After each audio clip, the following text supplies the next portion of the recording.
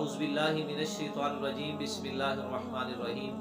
میرے معزز دوستو، آج کی اس ویڈیو کے اندر میں آپ حضرات کے سامنے میت کے غسل کے بارے میں کچھ باتیں عرض کرنا چاہتا ہوں۔ پیارے نبی جناب محمد رسول اللہ صلی اللہ علیہ وسلم نے ایک مرتبہ ارشاد فرمایا کہ جو مسلمان بھائی اپنی مسلمان بھائی کے میت کو غسل دے، اللہ اس کی زندگی کے گناہوں کو معاف فرما دیں گے۔ اسی طرح ایک مرتبہ میرے محبوب علیہ السلام نے ارشاد فرمایا کہ جو مسلمان بھائی اپنے مسلمان بھائی کی میت کو غسل دے اور اسے کوئی اس کا عیب نظر آئے جسم کے اندر اور وہ اس کو چھپائے، اللہ قیامت کے دن اس کے عیبوں پہ پردہ ڈالے گا۔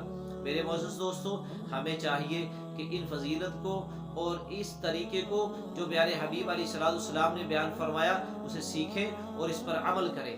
میرے معزز دوستو، اگر گھر کا کوئی فرد فوت ہو جائے تو ہمیں چاہیے غسل خود دیں۔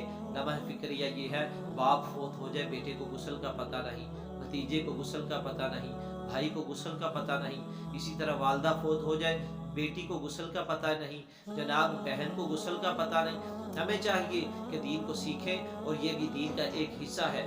میرے معزز دوستو، جب کوئی گھر کا فرد فوت ہو جائے، ہمیں چاہیے کہ جب وہ فوت ہو جائے تو جب تختے پہ اس کو لٹانے کے بعد اس کے آسانی کے ساتھ کپڑے اتاریں اور کوئی موٹی سی چادر لے کے، کوئی موٹا سا کپڑا لے کے جناب میت کے اوپر رکھیں اور شرمگاہ کو چھپائیں اور بے پردگی ہونے سے بچائیں۔ اس کے بعد کوئی سمجھدار آدمی جناب 3 ڈھیلوں کے ساتھ میت کو استنجا کروائے۔ استنجا کروانے کے بعد جناب اس کو دیکھے، اب استنجا اگر مکمل ہو گیا ہے، اس کے بعد میت کے 3 دفعہ ہاتھ دھوئے، دائیں ہاتھ کو دھوئے، پھر بائیں ہاتھ کو 3 دفعہ دھوئے۔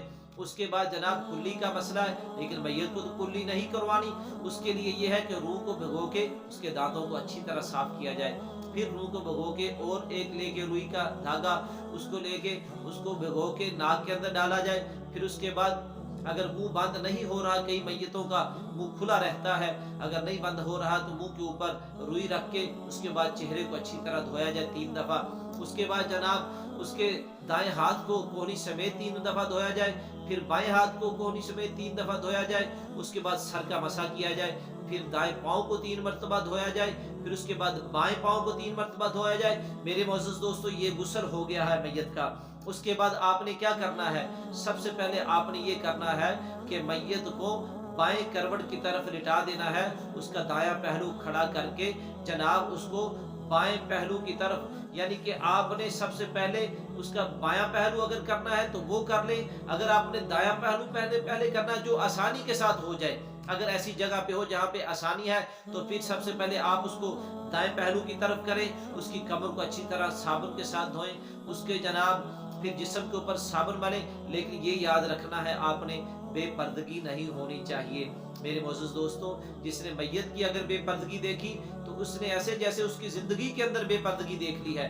میرے معزز دوستو، اس کے بعد آپ نے اچھی طرح اس کے اوپر پانی بہانا ہے، پانی کے اندر اگر بیری کے پتے مل جائیں وہ ڈالیں، یہ سنت طریقہ ہے۔ اس کے بعد جناب آپ نے اس کے جسم کے سارے حصے کو ملنا ہے اچھی طرح، ساتھ صابن بھی لگانا ہے، ساتھ ملنا بھی ہے۔ اس کے بعد جناب آپ نے جب غسل دے دیا، غسل دینے کے بعد آپ نے دیکھنا ہے کوئی جسم کا حصہ خشک تو نہیں رہ گیا، اگر جہاں پہ خشک رہ گیا ہے آپ نے اچھی طرح ملنا ہے۔ لوگوں کے کہتے ہیں بھی شرطیں ڈالنی، شرطیں کس چیز کی ڈالنی ہے بھائی؟ آپ یہ مسلمان کو نہلا رہے ہیں، کسی کافر کو تو نہیں نہلا رہے کہ آپ نے شرطیں ڈالنی ہے۔ مسلمان تو پاک ہے، یہ تو ایک طریقہ ہے جو پیارے حبیب نے سکھایا ہے، ہم اس کو پورا کر رہے ہیں۔ جناب 3 مرتبہ پانی بہائیں۔ اس کے بعد کیا کرنا ہے؟ اس کے بعد آپ نے میت کو اگر آسانی کے ساتھ جتنا اٹھا سکیں اس کے سر کو جناب ہاتھ رکھ کے اٹھائیں، جتنا آسانی کے ساتھ اٹھا سکیں، جیسے بندے کو بٹھاتے ہیں۔ پھر اس کے پیٹ کو ملیں، پیٹ کو ملنے کے بعد اگر دیکھیں کہ اس کے جناب کوئی پیشاب یا پخانہ نکل گیا ہو تو اس کو دوبارہ استنجا کروائے۔ اس استنجا کروانے کے بعد دوبارہ غسل نہیں کروانا، بس استنجا کو جگہ کو دھو دے، اس کے بعد صاف کر کے جسم کو جناب پھر اس کے بعد آپ نے کفن پہنانا ہے۔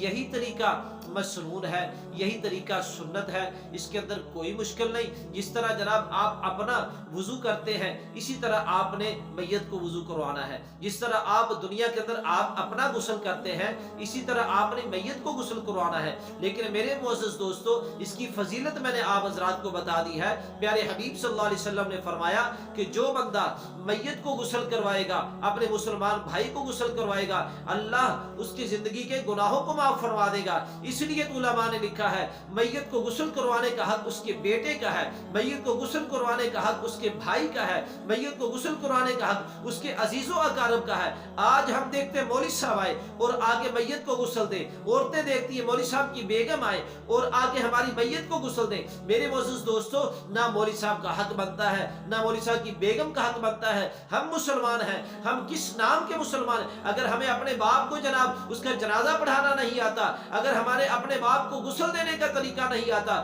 ہمیں سوچنا چاہیے ہم کس نہج پہ جا رہے ہیں، ہمارا طریقہ کیا ہے، ہم کس طریقے کے مسلمان ہیں، کس نام کے مسلمان ہیں۔ اگر ہمیں یہ طریقہ نہیں آتا تو ہمیں افسوس کرنا چاہیے اپنے اوپر کہ ہمیں اپنے باپ کو، اپنے بھائی کو غسل دینے کا طریقہ نہیں تو پتہ، تو ہم کس طریقے کے مسلمان ہیں۔ اللہ ہمیں عمل کرنے کی توفیق عطا فرمائے۔